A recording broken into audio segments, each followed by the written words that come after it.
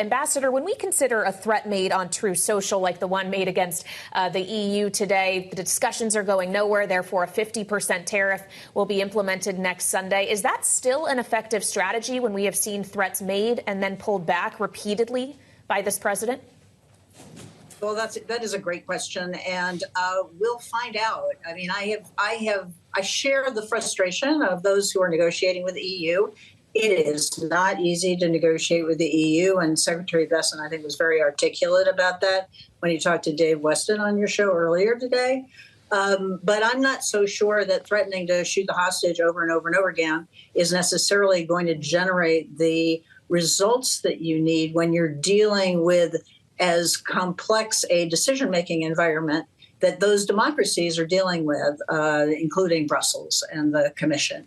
So I think part of the challenge of dealing with the EU is making them understand that we're serious. I think the president's clearly doing that, and that they ought to be looking inward and, for example, to the Draghi report and see how they can leverage the current situation and the negotiations to get them closer to what they should want to do for themselves. And many of them do want to do for themselves.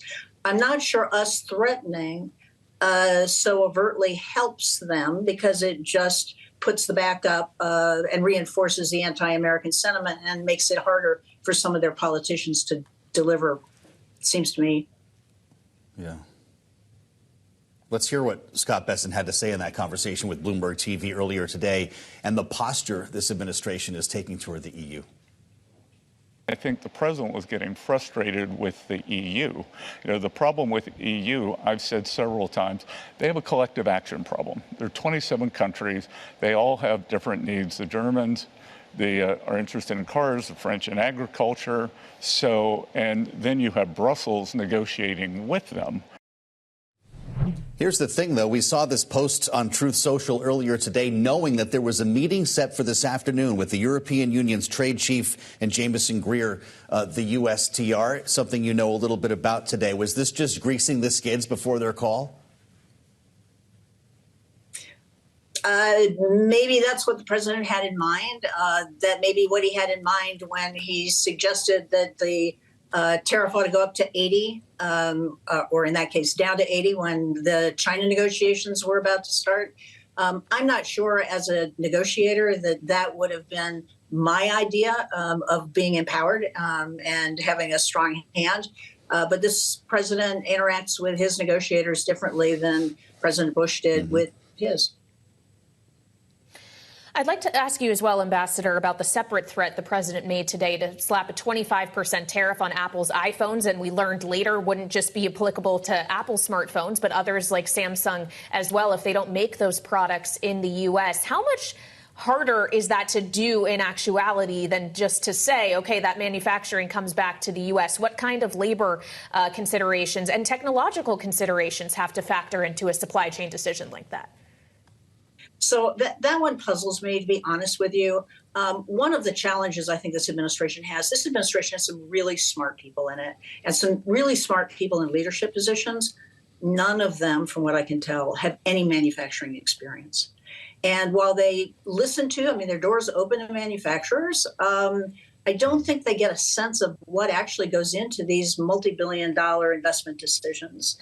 And the volatility that they've created and the volatility that exists in terms of the global competitive environment is such that those kinds of decisions are really hard to generate, particularly when you're talking about an item that everybody recognizes is still labor intensive, where the infrastructure exists elsewhere, and where, quite frankly, Apple appears to have taken the signals from the first Trump administration and started migrating production out of China to India.